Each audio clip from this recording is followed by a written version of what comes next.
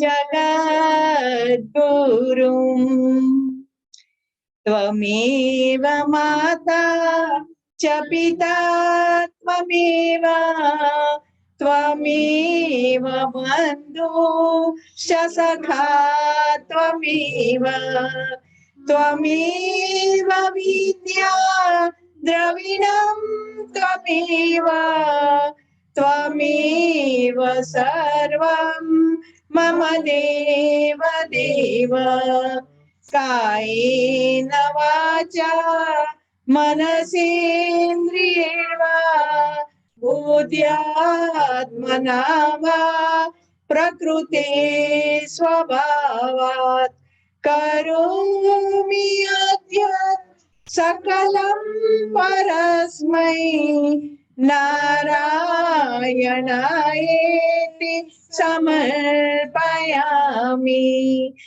सच्चिदानंद भगवान की जय।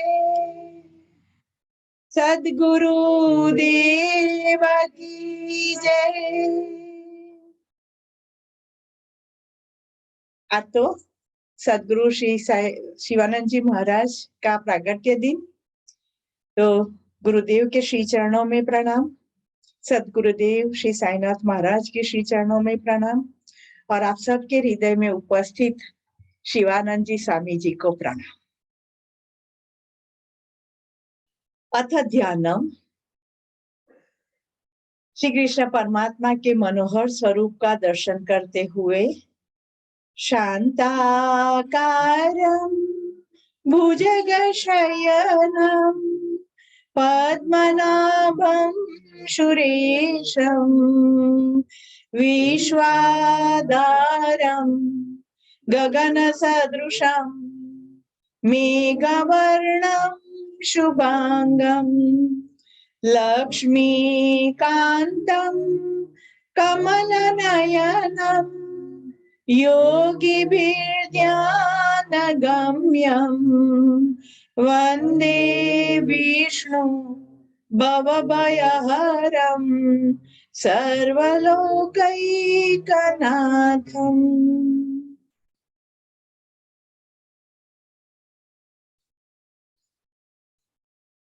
श्रीमद् भगवद गीता अध्याय 4 चतुर्थ अध्याय ज्ञान कर्म संन्यास योग। 3 नंबर का था, वो था कर्म योग। कर्म के बारे में बताया। अब कर्म करो बट विथ जागरूकता, नॉलेज के साथ, और इसमें से संन्यास ले लो।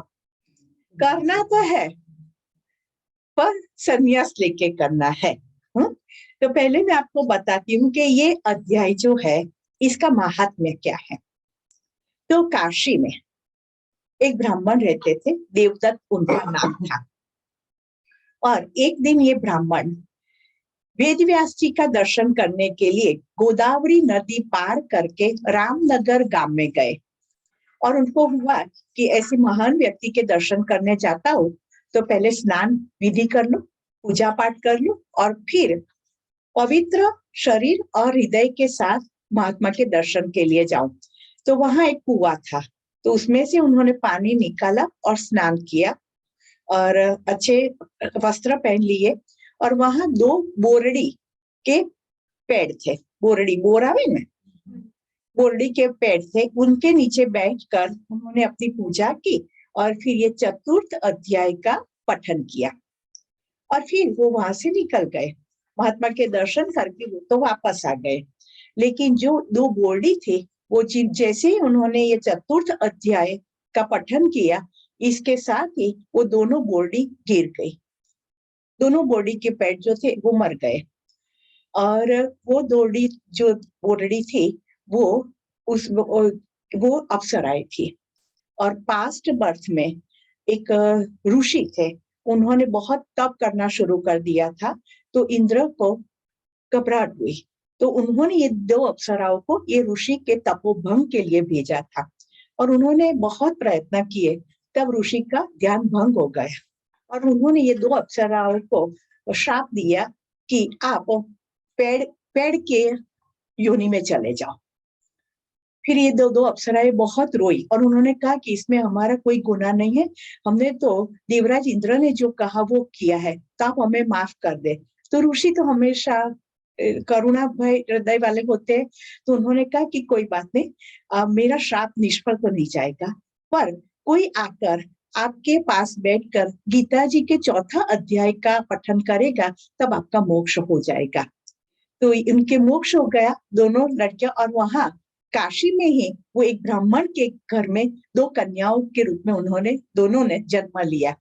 और एक दिन घूमते घूमते उन्होंने ये देवदत्त ब्राह्मण को देख लिया, तो उनको पूर्व जन्म का स्मरण हो गया। तो वो सीधे जाकर उनके पैर में पड़ गई और कहा कि आपको याद है आप रामनगर आए थे और कुएं में स्नान किया था और बोड़ी के झाड़ के नीचे बैठकर आपने गीता जी के 4थे अध्याय का पठन किया था।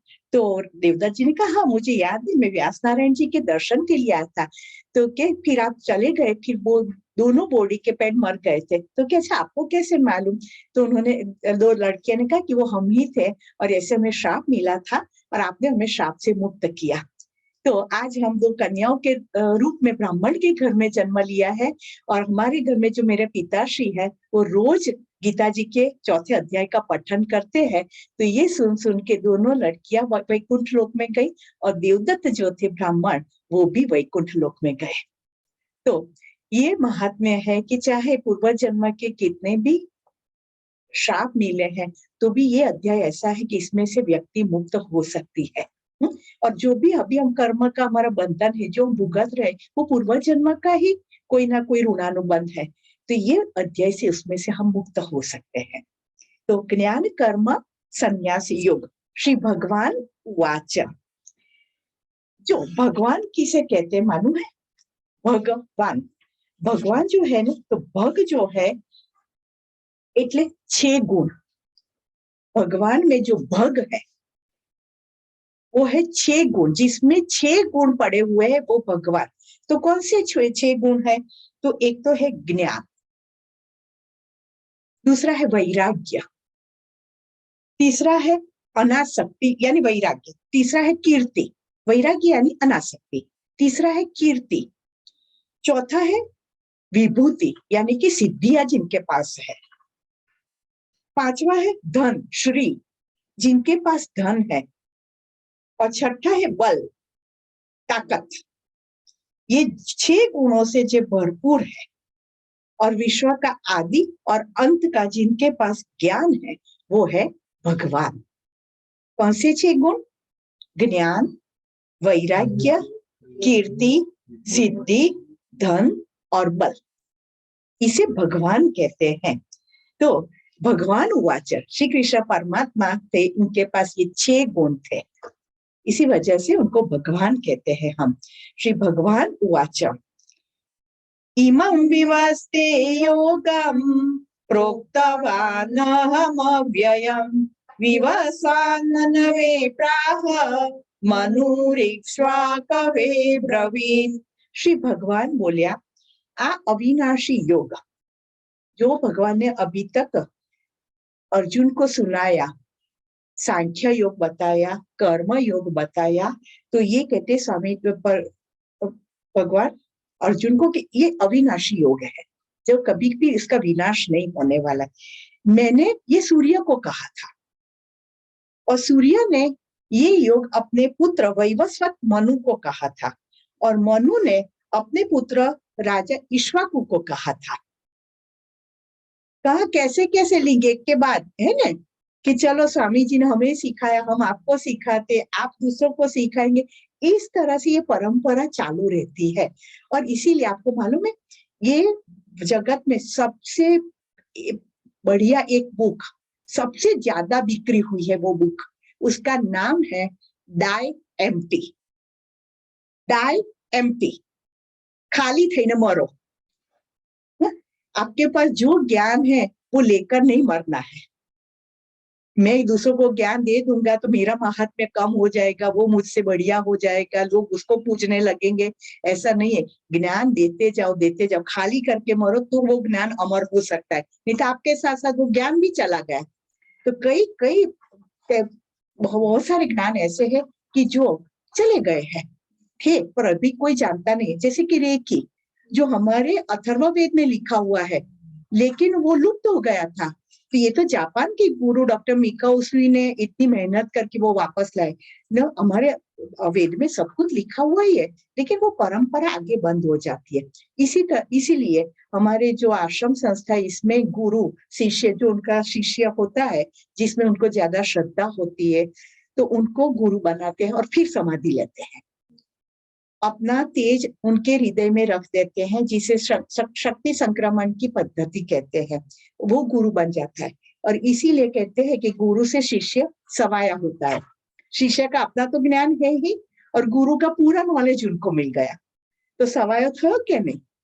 तो इस तरह से कहा है कृष्ण परमात्मा ने कि मैंने सूर्य को कहा, सूर्य ने मनु को कहा, मनु ने इक्ष्वाकु को कहा। फिर आगे कहते हैं एवं परंपरा प्राप्तम इमं राजर्षयो विदु सकाले नेह महता योगो नष्ट परंतप। हे परंतप, આ પરંપરાથી પ્રાપ્ત આ યોગને રાજર્ષિઓએ જાણ્યો, પણ ત્યારબાદ એ યોગ ઘણા સમયથી આ પૃથ્વીલોકમાં લગભગ લુપ્ત પ્રાય થઈ ગયો। कृष्ण परमात्मा कहते हैं फिर राजा इक्ष्वाकु से कई राजर्षि, એટલે राजर्षि यानी राजा, जो राजा लोग थे, पर राजा उस समय के राजा थे ना, वो भी योगी ही थे, सिर्फ राजा नहीं थे कि ऐश्वर्य में बस आसक्त हो जाना, ऐसा नहीं था। वो योगी लोग थे, तो उन्होंने ये योग जाना था। और फिर इसके बाद क्या हुआ कि ये योग लुप्त हो गया, वहीं से अटक गया। अब श्री कृष्ण परमात्मा क्या कहते, स एवायं मया तेद्य योग प्रोक्त पुरातन भक्तोऽसि मे सखा चेति रहस्यं हेतदुत्तमम्।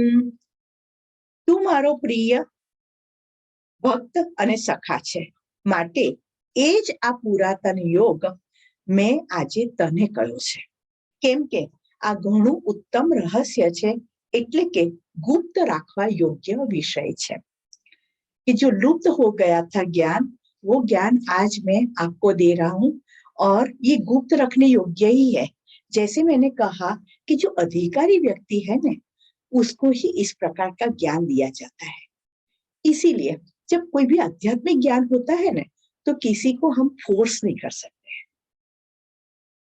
कि चलो झलक आपका शरीर अच्छी तरह से बैंड होता है, आप अच्छे योग कर लेते हो तो योग टीचर बन जाओ, ऐसा नहीं कह सकते हैं। उनकी अपनी इच्छा होनी चाहिए।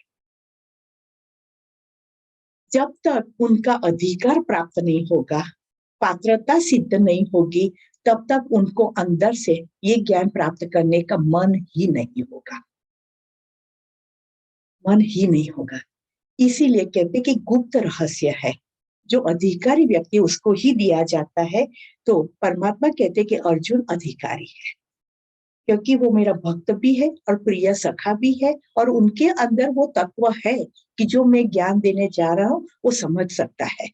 तो इसीलिए कहते कि मैंने आज आपको ये पुरातन योग समझाया है, और वो उत्तम रहस्य और गुप्त रखने योग्य, यानी कि सबके पास આપણે કે બધા પાસે ફાડ ના કરતો ને, जिस जो समझ सके उसको ही कहो।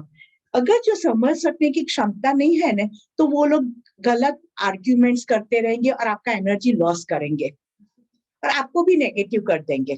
तो उनको कहने की जरूरत नहीं है, या तो कोई समझ सकने के लिए सक्षम ही नहीं है। अभी सामने कोई कॉमर्स स्टूडेंट है और मैं केमिस्ट्री फाड़ तो उसको कितना समझ में आएगा। हाँ, मेरी एनर्जी लॉस होती है और उसको फ्रस्ट्रेशन आता है, क्या बोलते हैं पर, लेकिन मुझको तो कोई मालूम ही नहीं पड़ता है आप क्या बोलते हो। इसी तरह से जो समझ सकता है उसको ही ज्ञान देना है। तो श्री कृष्ण परमात्मा ने ये योग हम तक पहुंचाने के लिए अर्जुन को दिया, और अर्जुन के माध्यम हम सब तक ये पहुंच पाया। अर्जुन उवाच, अब अर्जुन पूछता है, अपरं भवतो जन्म परं जन्म विवस्वत कथमेतद् विजानीयाम् त्वमादौ प्रोक्तवानिति। अर्जुन बोलिया, आपनो जन्म तो अर्वाचीन हालनो छे, यानी कि कृष्ण के रूप में तो उन्होंने देवकी के पेट से जन्म लिया था, तो आपका तो जन्म अभी अभी हुआ है। જ્યારે સૂર્યનો જન્મ તો ઘણો પહેલાનો છે, એટલે કે કલ્પના આરંભે जब ये ब्रह्मांड सृष्टि की रचना हुई तब हुआ था। तो હું કેવી રીતે માનું કે તમે જ એ સૂર્યને યોગ કહ્યો તો? कैसे मानूं मैं?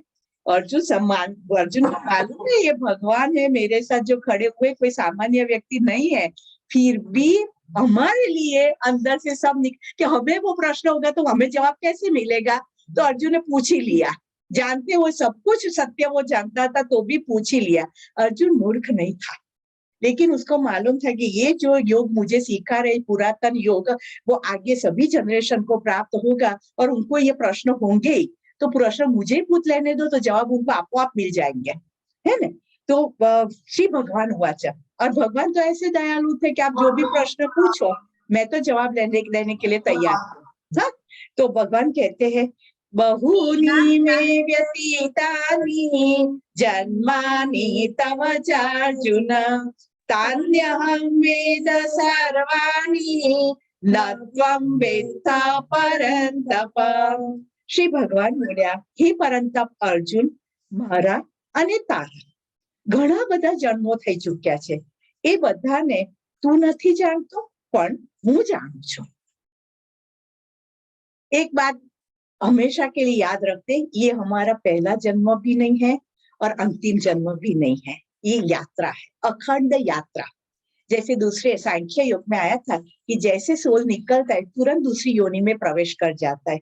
जो विल और विशेष बाकी रही है, इच्छाएं, वासनाएं, तृष्णाएं बाकी रही है, तो वो सोल को लपेट कर जाती है और उसी के अनुसार दूसरी योनि ले लेते, जो योनि में वो अपनी वासनाएं संपूर्ण कर सकते। वो संपूर्ण हो गई, उसमें कितना समय लगेगा, कितना आयुष्य भोगना पड़ेगा, वो भोग लेने के बाद दूसरी इच्छा पूरी करने के लिए दूसरी योनि में, फिर तीसरी योनि में, ऐसे 84,000 योनि है। और फिर सभी संस्कार लुप्त हो जाते हैं, तो फिर सूर्य में जाकर सोल तपता है और फिर मनुष्य देह की प्राप्ति मिलती है कि अब तुम ये शुद्ध करके भेजता हो और अब जो लक्ष्य प्राप्त करना है तो कर दे। लेकिन परमात्मा भी,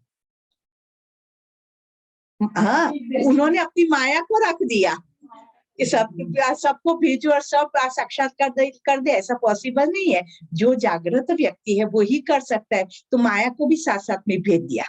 मोह निद्रा ऐसी बिछाई है परमात्मा ने कि जन्म के साथ ही हम मोह निद्रा में चले जाते हैं और बस खाओ पियो और ऐश करो, कंफर्ट में जिया करो, बस कोई कष्ट नहीं चाहिए, कोई दुख नहीं चाहिए, खाओ पियो। कभी हमें इच्छा हुई कि जो जहां शाश्वत प्रकाश है वो स्थान कैसा होगा, जहां शाश्वत शांति है, क्या मुझे वो स्थान प्राप्त करने की इच्छा नहीं है? जहाँ परम संतोष है वो स्थान प्राप्त करने की मेरी इच्छा नहीं है? ऐसी इच्छा कभी हुई?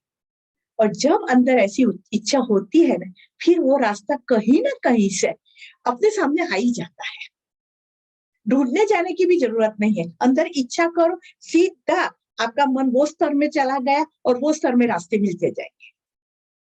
जो स्तर में आप जाएंगे उस स्तर में से आगे चलते जाएंगे।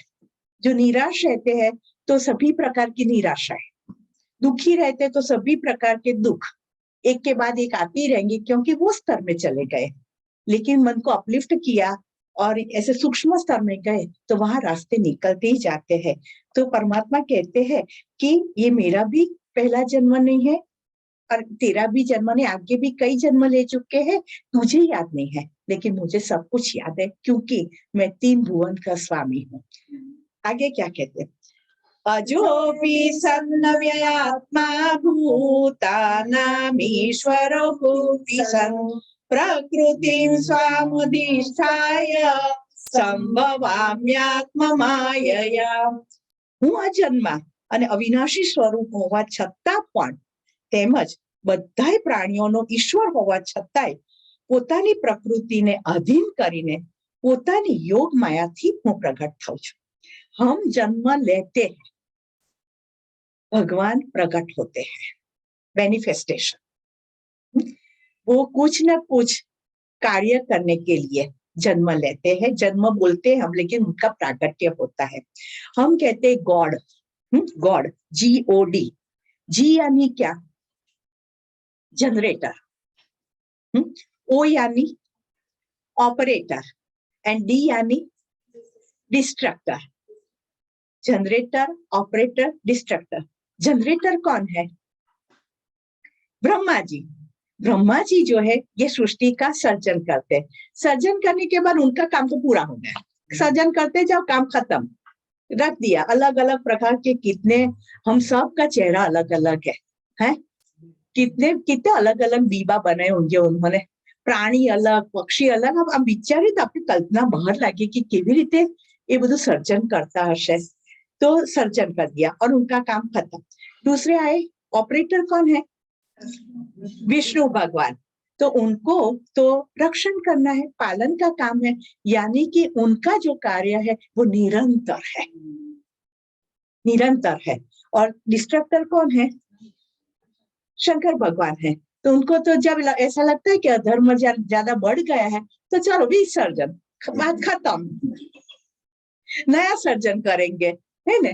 तो पर ये संभाल के रखने का कार्य किसका है? विष्णु भगवान का।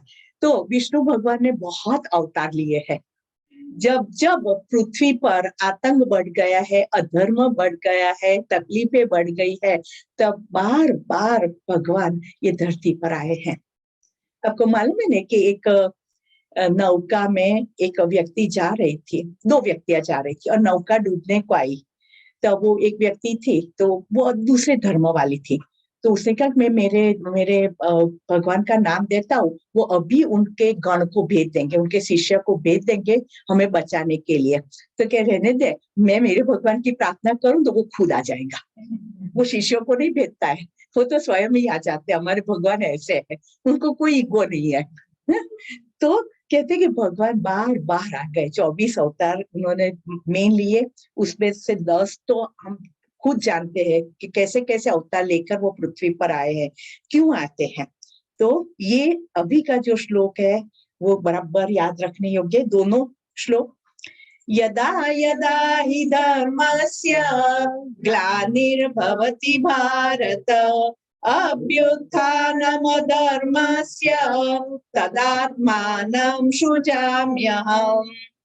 हे भारत, जब जब धर्म की हानि और अधर्म की वृद्धि होती है, तब तब मैं अपने रूप का योग माया से सर्जन करता हूँ और साकार रूप से आपके समक्ष प्रकट हो जाता हूँ। सच में तो वो निराकार है, पंचभूतों तो उनमें से पैदा हुए हैं, ब्रह्म में से पैदा हुए हैं। तो पर जब जब हमें तकलीफ होती है, जो सज्जन लोग होते हैं उनको तकलीफ होती है, तब परमात्मा स्वयं अपनी योग माया से जन्म लेकर ये पृथ्वी पर साकार रूप धारण करके आ जाते हैं, धर्म की हानि को रोकने के लिए, धर्म की हानि जो है रोकने के लिए, और अधर्म की जो वृद्धि हो रही है उसको रोकने के लिए। आगे, परित्राणाय साधूनां विनाशाय च दुष्कृतां धर्म संस्थापनार्थाय संभवामि युगे युगे। हर एक युग में मैं प्रकट होता हूँ साधु पुरुष का उद्धार करने के लिए, और पाप कर्म जो कर रहे हैं उनका विनाश करने के लिए, धर्म की सम्यक रूप से स्थापना करने के लिए मैं हर एक युग में प्रकट होता हूँ। હવે તો ભગવાનને પ્રાર્થના કરવી પડશે, ક્ષણે ક્ષણે થાઓ, संभवामि क्षणे क्षणे। हर क्षण में उनको प्रकट होना पड़ेगा, क्योंकि जो जिस तरह का कली काम कर रहा है, तो जो साधु पुरुष, जो सज्जनता है, वो कहीं पर अटक ना जाए। इस सज्जनता करने से हमें सहन करना पड़ता है, लोग हम पर रूल करना चाहते हैं, डोमिनेट करना चाहते हैं, इसके बजाय तो मैं भी उसके जैसा ना हो जाऊं।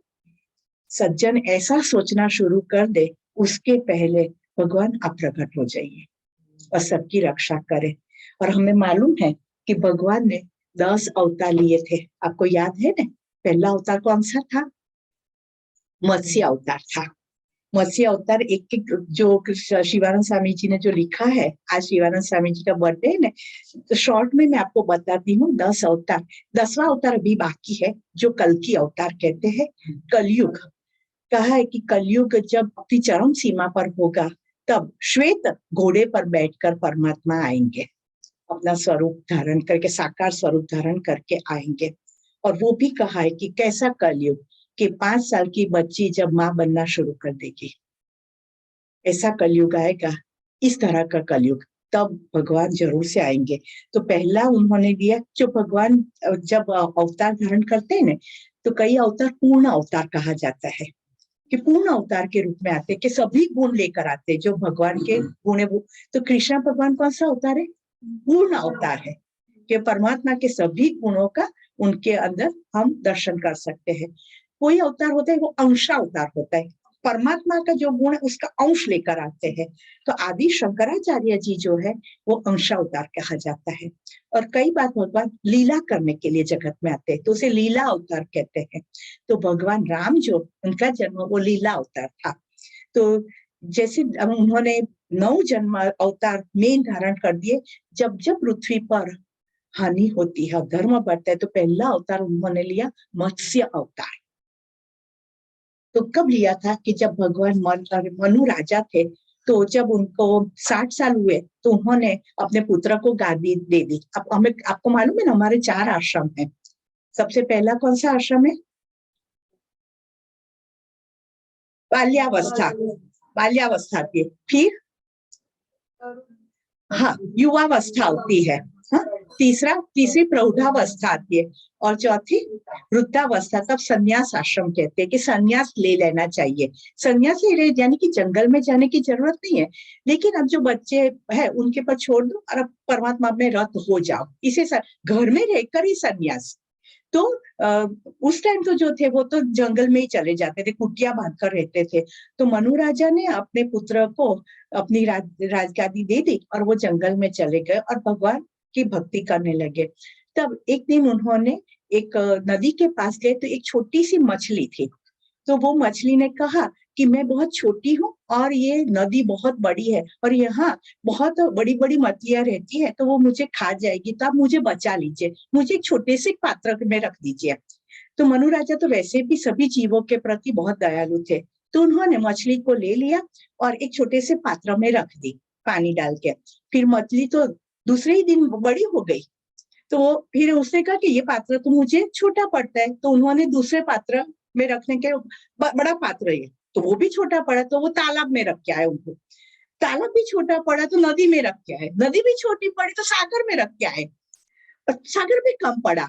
तब वो समझ गए कि ये कोई सामान्य मछली नहीं है, ये कोई अलग दिव्य स्वरूप है। फिर मछली अदृश्य हो गई और उसने गेबी आवाज में कहा कि हे राजन, अब पृथ्वी की हानि होने वाली है, जल प्रलय होने वाला है, तो आप एक बड़ा सा वाहन लो और उसमें सप्त ऋषियों को बिठा दो, सभी वेद शास्त्र जो है वो उसको ले लो, और जीवन जरूरियात की सभी औषधि बीज जो है वो उसमें ले लो, और जो वाहन है उसको एक लंगर के साथ बांध लो, और फिर आप मुझे पहचान पाएंगे, मेरे सींग होंगे, तो मैं आपको बचाने के लिए आ जाऊंगी। और ये बात हुई, उतने में ही पूरा सागर जो है वो पृथ्वी पर आ गया और जल प्रलय हो गया और सब कुछ डूब गए। सिर्फ हिमालय का शिखर इतना दिखता था, बाकी सब कुछ पानी के अंदर था। तब मनु ने देखा कि 2 सिंगड़े वाली मछली जो जिन्होंने कहा था वो आई, और उसने कहा कि मेरे सींग के साथ आपका दौड़ा बांध दो, रस्सी, और हिमालय के शिखर के साथ बांध दो। और फिर उन्होंने वैसा किया, और जब पानी उतरा तब ये अखंड रहा। सप्त ऋषि भी हमारे बच गए, वेद शास्त्र भी बच गया, और जीवन जरूरत की औषधि भी बच गई, और पृथ्वी का भी शुद्धिकरण हो गया। इस तरह से हमारा सब कुछ जो था वो मत्स्य अवतार में आकर विष्णु भगवान ने बचा लिया। दूसरा हुआ कूर्म अवतार। कूर्म अवतार जब देव और दानव के बीच भयंकर युद्ध हुआ। क्यों हुआ था? क्योंकि जो इंद्र राजा थे ना, उनको दुर्वासा ने हार पहनाया। दुर्वासा आपको मालूम है ना, वो बहुत जल्दी, महर्षि दुर्वासा क्रोधायमान बहुत जल्दी हो जाते थे। तो उन्होंने एक हार इंद्र को पहनाया, तो इंद्र को पसंद नहीं आया कि मेरे लायक हार नहीं है। तो उन्होंने वो हार को एकदम से फेंक दिया, गले में से निकाल कर एक हाथी पर फेंका और हाथी ने अपने पग के नीचे वो कुचल डाला। तो दुर्वासा को बहुत गुस्सा आया और उन्होंने इंद्र को श्राप दे दिया। इससे इंद्र का सभी सामर्थ्य चला गया और दुनिया निस्तेज हो गई। सब प्राणी और वनस्पति मरने लगे और फिर देवों और दानवों के बीच भयंकर युद्ध हुआ। अब इंद्र का सामर्थ्य तो था नहीं, तो देव हारने लगे। तब देव विष्णु भगवान के पास गए और कहा कि भगवान कुछ करे। तब विष्णु भगवान उन्होंने कहा कि पहले तो आप दानवों के साथ संधि कर लो। हमें कुछ बड़ा काम करना है ना, तो पहले दुश्मनों के साथ संधि करनी पड़ती है, फिर हम कर पाते हैं। तो संधि कर ली और फिर उन्होंने कहा कि अब ऐसा करो कि सभी औषधियां आप सागर में डाल दो और फिर दानव को आह्वान करो कि हम इस सागर का मंथन करते हैं और इसमें से जो निकले, जिसको लेना है वो ले सकते हैं। तो पहले बहुत कीमती कीमती चीजें निकलेगी और उसमें आप आसक्त मत होना, वो दानव को लेने देना। और अंत में आएंगे धन्वंतरी जी, वो अमृत लेकर आएंगे और वो अमृत आप ले लेना, जिससे आप में शक्ति फिर से आ जाएगी और फिर आप दानव को जीत पाएंगे। तो ये मंथन करने के लिए मंदार पर्वत लिया, उसको बीच में समुद्र के बीच में रखा और वासुकी नाग, जो नागों का राजा है, वासुकी नाग की रस्सी बनाई, मन पर्वत के ऐसे गोल लपेट ली और एक साइड पर दानव और एक साइड पर देव, और मंथन शुरू हुआ और अलग अलग प्रकार की वस्तुएं निकलने लगी, दानव लेने लगे। अंत में वैदराज धन्वंतरी अमृत कुंभ लेकर निकले और देवों ने वो पिया और फिर उनमें अंदर से शक्ति आ गई। अब जब वो मंथन चल रहा था तो मंदार पर्वत जो उसके वजन से वो डूबने लगा अंदर सागर में। तब भगवान ने कूर्म अवतार धारण किया और पर्वत के नीचे जाकर खड़े रह गए, जिससे पर्वत डूब ना जाए, मंथन की क्रिया चालू रहे जब तक अमृत निकल ना जाए। और ये है कूर्म अवतार। इसके बाद फिर देवो जीते और फिर पृथ्वी पर शांति हो गई। तीसरा हुआ वराह अवतार। हिरण्याक्ष नाम का जो राक्षस था, वो उसने इतने अनिष्ट आचरण किया था पृथ्वी पर कि सब त्राहिमाम हो गए थे और उनको एक वरदान मिल गया था कि दुनिया की कोई भी व्यक्ति या पशु उनको मार ना सके। अब वो बहुत अहंकारी था, तो अहंकार के तौर में वो पशुओं के नाम बोला, उसमें वो भूंड का यानी पीक का नाम बोलना भूल गया था। उसका पीक तो क्या कर सकता है, हाँ, तो वो नाम नहीं बोला था। और फिर एक दिन हिरण्याक्ष ने क्या किया कि पृथ्वी को समुद्र में खींचने लगा कि मैं पृथ्वी को खत्म कर दूं। और तब पृथ्वी माता जो है वो विष्णु भगवान के पास आई और दोनों हाथ नमस्कार करके बोली कि भगवान मुझे बचा लीजिए, ये राक्षस मेरा नाश कर देगा। तब भगवान ने वराह अवतार लिया और अपने दोनों हाथ अपने मुंह के दांतों से पृथ्वी को पकड़ के रखी, जो सागर में खींच के ले जाता था। तो हिरण्याक्ष ने उसको, वराह को कहा कि तेरे में क्या शक्ति है, तुझे अभी खत्म कर देता हूँ, मुझे तो वरदान है, मैं किसी से मरूंगा नहीं। और उसने बहुत सारे प्रहार भगवान पर किए, वराह अवतार पर। फिर भगवान ने देखा कि अब बस, अब बहुत हो गया, तेरा घड़ा अब भर गया है। और फिर उन्होंने उनके गले पर एक अपना मुक्का मारा और वो वहीं का वहीं मर गया और फिर पृथ्वी बच गई।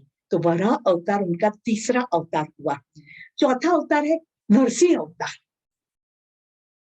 हिरण्याक्ष का भाई था हिरण्यकश्यप, और वो जो है तो उसको मालूम पड़ गया कि हिरण्याक्ष मेरे भाई को विष्णु ने मारा है, तो अब मैं उसको मार डालूंगा।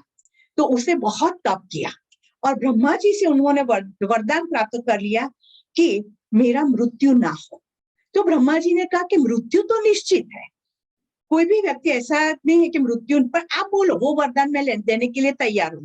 तो उसने कहा कि मेरा मृत्यु ना तो घर के अंदर हो, ना तो बाहर हो, ना तो दिन में हो, ना तो रात को हो, ना तो कोई अस्त्र के शस्त्र से हो, ना धरती पर हो, ना अंतरिक्ष में हो, ना तो कोई मनुष्य के द्वारा हो, ना तो कोई प्राणी के द्वारा हो, ना तो कोई जीवंत व्यक्ति मुझे मार सके, ना तो कोई मृत व्यक्ति मुझे मार सके, ना तो देव मुझे मार सके, ना तो दानव मार सके, ना कोई सर्प मार सके।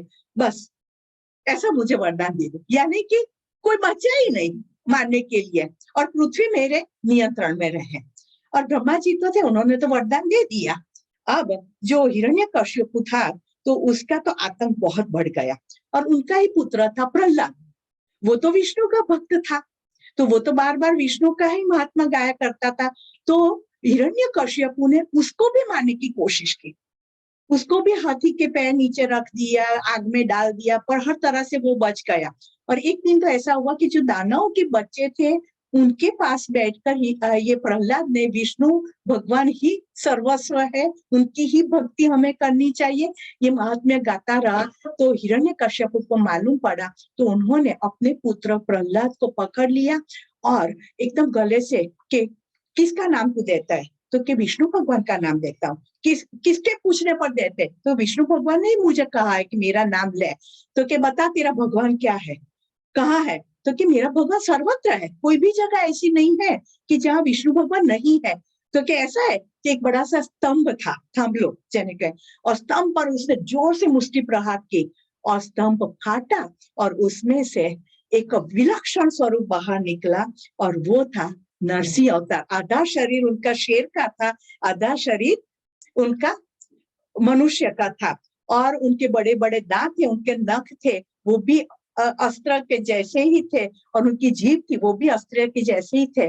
और फिर उन्होंने हिरण्यकश्यप को पकड़ा, और वो जो कहते हैं ना अपने उम्रो कहिए, उम्रो जो नहीं घर के अंदर के नहीं बाहर, ऐसा उम्रा होता है। और संध्या काल था, नहीं दिन था नहीं रात थी, और वो उन्होंने हिरण्यकश्यप को पकड़ा, उम्रे पर बैठ गया, उसको अपनी गोद में ले लिया, नहीं धरती पर नहीं अंतरिक्ष में, उनकी गोद में थे, और फिर अपने नाखून से उसका नाश कर दिया। तो हर एक जो उनको जो वरदान मिला था वो हर एक का पालन भी हुआ था, और फिर भी उनकी मृत्यु हुई।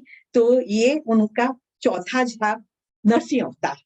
पांचवा उन्होंने अवतार लिया वो था वामन अवतार। कल ही वामन, आज ही है, गई कल वामन द्वादशी गई है ना, तो वामन का अवतार लिया था, ये पांचवा अवतार। अब ये प्रहलाद का पुत्र बलि राजा, ये जो है ना दानव होते हैं ना, वो पाताल लोक में रहते हैं और उनके पास राज्य होता है। तो बलि राजा तो बहुत बहादुर थे, तो उन्होंने पृथ्वी को भी जीत लिया था, और फिर वो स्वर्ग जीतने की चेष्टा कर रहा था। तब इंद्र ने विष्णु भगवान से कहा कि भाई मुझे आप मदद कीजिए, कि क्योंकि बहुत बलवान है और स्वर्ग पर भी वो सत्ता प्राप्त कर देगा, तो फिर हमारे देवों के पास कोई सत्ता ही नहीं रहेगी।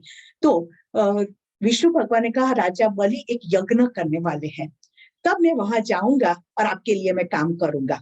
तो भगवान ने वामन के रूप में ऋषि कश्यप और अदिति के पुत्र के रूप में जन्म लिया। वामन यानी ठिंगू जी, छोटा सा 2-3 फुट का होता है ना, वो स्वरूप धारण किया। और बलि राजा जब यज्ञ किया, तब ये वामन के रूप में विष्णु भगवान वहां पहुंचे और यज्ञ भूमि में प्रवेश किया। उनका जो तेज था, तो सभी ऋषि जो थे उनसे प्रभावित हो गए, और बलि राजा भी उठकर आ गया। उन्होंने उनके चरण प्रक्षालन किए, पूजा की और बिठाया और कहा, हे पवित्र मुनि, मैं आपका स्वागत करता हूँ, और मेरा बहुत सद्भाग्य है कि मैं ऐसा यज्ञ करता हूँ और आप आए, सामने से आए, तो मैं बहुत आपका आभारी हूँ, और आप मांगे कि मैं आपको क्या दूं। तब जो वामन के रूप में विष्णु भगवान ने कहा कि मुझे ज्यादा कुछ नहीं चाहिए, मुझे 3 पगला जमीन चाहिए, 3 स्टेप्स जमीन चाहिए। तो बलि राजा ने कहा भी सही कि 3 पगले में क्या आप और कुछ मांग लो, मैं जो भी मांगो देने के लिए तैयार हूँ। तब वामन के रूप में भगवान ने कहा कि मनुष्य को जितना ज्यादा मिलता है ना, उसकी तृष्णा बढ़ती जाती है, और लोभ में से असंतोष आता है, और उसमें से दुख पैदा होता है। तो मुझे ज्यादा नहीं चाहिए, मुझे दुखी नहीं होना है, ज्यादा लोभ करके मुझे दुखी नहीं होना है, मुझे आप बस 3 डगला 3 पगला जमीन ही दे दो। अब बलि के जो गुरु थे शुक्राचार्य, तो उनको मालूम पड़ गया कि ये कोई सामान्य ब्राह्मण नहीं है, तो उसने बलि राजा को कहा कि आप समझ जाइए, चेतावनी दी कि ये सामान्य ब्राह्मण नहीं है और ये बहुत सब कुछ आपका ले लेगा, आप रुक जाइए। तब बलि राजा ने एक क्षण के लिए विचार किया और उसने कहा कि गुरुदेव आपका कहा सही होगा, मुझे मालूम है, पर मैं वचन दे चुका हूँ, और पृथ्वी हर प्रकार का भार सहन कर सकती है, लेकिन असत्य वो सहन नहीं कर पाएगी। तो चाहे मेरा जो भी है, लेकिन मैं वचन से कटिबद्ध हूँ। और फिर तो वामन के रूप में वो विराट हो गए, और उन्होंने एक पगले में पूरा पृथ्वी को माप लिया, दूसरे पगले में स्वर्ग को माप लिया, और फिर से वो ठिंगू हो गए और कहा मैं तीसरा पगला कहाँ रखूं। और फिर बलि राजा के सर पे रखा कि आप अपना वचन पूर्ण नहीं कर पाए हैं, आपने असत्य का आचरण किया है, तो आप नरक के अधिकारी है, जाओ और ये सब कुछ देवों का है। और फिर देवों को सब कुछ मिला, तो ये उनका 5वां अवतार हो गया। फिर 6ठा अवतार उन्होंने लिया परशुराम का। वो जानते कि परशुराम ने क्यों जन्म लिया था। उस समय जो क्षत्रिय राजा थे, राजा का धर्म क्या होता है कि जो अधर्म के सामने युद्ध करके धर्म का रक्षण करना है, प्रजा को सुखी करनी है। पर फिर क्षत्रियों का राज्य जो उनका त्रास था वो बहुत बढ़ गया था, उनके पास ताकत थी, तो वो खाली खाली लड़ते रहते थे और लोगों को हैरान करते थे। तो और सब लोग डर डर के रहते थे क्षत्रियों से। तो उस टाइम पर भगवान विष्णु ने क्षत्रियों को सबक सिखाने लिए जमदग्नि ऋषि के पुत्र के रूप में जन्म लिया। और जन्म से ही भगवान शिव ने उनको एक हथियार दिया था जो कुहाड़ी जैसा होता है, जिसे परशु कहते हैं, तो उनका नाम पड़ा परशुराम। अब जब एक राजा अर्जुन, पांडवों का अर्जुन नहीं, सहस्रार्जुन कहते हैं, वो जंगल में मृगिया खेलने आया था और वो जमदग्नि की कुटिया के पास आया। उसके पास बहुत सारा सैन्य भी था और भूखे हुए थे, प्यासे हुए थे। तो जमदग्नि ऋषि ने उनको बुलाया कि आइए अंदर, और उनके पास एक कामधेनु गाय थी जो इच्छित फल देती है। तो जमदग्नि ऋषि ने कामधेनु गाय से पूरी सैन्य को खाना खिलाया, उनको जो चाहिए था वो दिया। तब सहस्रार्जुन जो राजा थे, उनको बहुत दुख हुआ कि मैं राजा होते हुए भी मेरे पास ऐसी गाय नहीं है, एक ऋषि के पास है। तो उन्होंने बलजबरी वो कामधेनु गाय जमदग्नि ऋषि से ले, ये तो मेरे राज्य में ही शोभायमान रह सकती है, आपके पास ये शोभा नहीं देती है, तो बल जबरदस्ती ले गए। तो परशुराम को बहुत गुस्सा आया है कि वो ऐसे कैसे ले जा सकता है। तो वो पहुंचा महल में और वो सहस्रार्जुन राजा को मार दिया और उनका सर लेकर अपने पिताजी के पास आया कि देखो मैंने उसको मार दिया है। तब उनके पिता जमदग्नि जी ने कहा कि बेटा हम ब्राह्मण हैं, हम इस तरह से किसी का वध नहीं कर सकते, हमें तो माफ ही करना होगा। मैंने माफ कर दिया था उसको, तो तुम क्यों माफ नहीं कर सकते। ले गया तो ले गया, तो कि नहीं मेरा ये स्वभाव नहीं है, तो क्या अब से बना दे कि तू भी ब्राह्मण है, तुझे भी सहन ही करना है। तो कि ठीक है। अब ऐसा हुआ कि उनकी माता थी, उनका नाम था गौतमी, और वो एक दिन स्नान करने के लिए नदी में गई। तो एक जो स्वर्गीय जोड़ा था हंस का, उनको क्रीड़ा करते हुए देखा। तो वो जो उनकी माँ थी उसका मन चलायमान हो गया और उनके जो नहीं होना चाहिए था वो हो गया। अब ऋषि जो थे जमदग्नि, उन्होंने जान लिया कि अपनी पत्नी अब शुद्ध नहीं रही है, तो वो जानता था कि अब कौन उसका नाश कर सकता है। तो अपने सभी पुत्रों को कहा कि अपनी माँ को मार डालो, अब वो मेरे लिए नहीं है। तो कोई तैयार नहीं हुआ कि नहीं माँ तो खुद कौन मारेगा। पर परशुराम तैयार हो गए और उन्होंने अपनी पिता का आज्ञा पालन करके माँ को मार दिया, जिससे जमदग्नि ऋषि खुश हो गए और पूछा कि बेटा तुम्हें क्या चाहिए। तो कहा मुझे मेरी माँ वापस चाहिए और आप भी उसे माफ कर दो, जैसे आपने मुझे नहीं सिखाया माफ करते जाओ, तो आप भी मेरी माँ को माफ कर दो और उनका स्वीकार कर लो। अब एक दिन ये हुआ कि जब सहस्रार्जुन के पुत्र को मालूम पड़ा कि ये परशुराम ने मेरे पिता को मार डाला है, तब उन्होंने यहाँ पर आए पर्णकुटी पर, और परशुराम तो वो समय पर हाजिर नहीं थे, तो उन्होंने जमदग्नि ऋषि जो थे उनको मार दिया और चले गए। तब परशुराम को बहुत गुस्सा आया और उन्होंने डिसाइड कर दिया कि पूरी पृथ्वी क्षत्रिय के बिना कर दूंगा, पूरे सभी क्षत्रियों का मैं नाश कर दूंगा। और वो सभी क्षत्रिय जो थे उनको मारने लगे अपने परशु से ही। और फिर श्री राम का जन्म हुआ, तब वो शांत हुए और हिमालय में जाकर वो अदृश्य हो गए। ये परशुराम का जन्म। फिर हुआ श्री राम का जन्म, विष्णु भगवान ने श्री राम के रूप में जन्म लिया।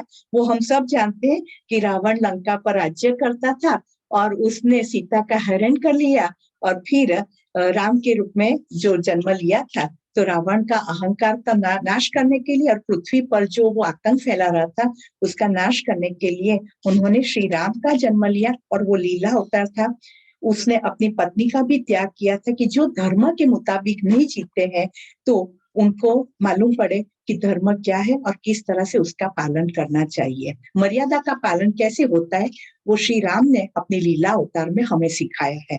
और फिर हुआ कृष्ण भगवान का जन्म। वो भी हम जानते हैं कि वसुदेव देवकी के घर में जन्म लिया, फिर नंद के घर पहुंच गए और फिर सभी राक्षसों का नाश किया और अंत में कंस का नाश किया। और फिर उन्होंने पूरा जो अपनी लीला की थी सभी यादवों का भी नाश कर दिया, कोई नहीं बचा और स्वयं भी अपने विष्णु लोक में चले गए। तो इस तरह से उन्होंने अवतार धारण किए। तो भगवान कहते हैं अर्जुन के तुम्हें मालूम नहीं है लेकिन मुझे मालूम है। और इस तरह से एक के बाद एक अवतार लेते लेते आज हम ये पृथ्वी पर शांति से जी रहे हैं, तो उसके पीछे भगवान विष्णु ही है, कृष्ण भगवान ही है वो स्वरूप में। तो कहते हैं कि आगे जो कहते हैं 9 जन्म कर्म च मे दिव्यम् एवं यो वेत्ति तत्त्वतः त्यक्त्वा देहं पुनर्जन्म नैति मामेति सोऽर्जुन। हे अर्जुन, मारा जन्म અને कर्म दिव्य अर्थात निर्मल और अलौकिक है। जो व्यक्ति ये तत्व से जान लेती है उसका पुनर्जन्म नहीं होता है। जिन्होंने ये जान लिया कि परमात्मा की ही लीला है और सभी जगह पर वो ही विराजमान है, हम भी जो करते हैं वो परमात्मा की चेतना से शक्ति से ही होता है और परमात्मा हर एक के अंदर विराजित है आत्मा के रूप में। तो हम अहम ब्रह्मास्मि, हम वो ही स्वरूप है और वो तत्व जो हम जान ले और उसी तरह से निरासक्त होकर जीवन जिए तो फिर पुनर्जन्म नहीं है, नो रीबर्थ। और वो जानना होगा और इसके लिए कैसे जीना है वो कल हम देखेंगे। राग, भय और क्रोध उस पर संपूर्ण नियंत्रण करके, राग यानी अटैचमेंट, क्रोध यानी एंगर एंड भय यानी डर, ये तीनों का जब नाश होगा तब हम परमात्मा के तत्व को जान लेंगे और फिर हम सतत कल्याण के मार्ग पर अग्रसर होंगे। श्री कृष्ण शरणं मम, श्री कृष्ण शरणं मम, श्री कृष्ण शरणं मम, जय श्री कृष्ण शरणं मम, श्री कृष्ण शरणं मम, श्री कृष्ण शरणं मम, श्री कृष्ण शरणं मम, जय श्री कृष्ण।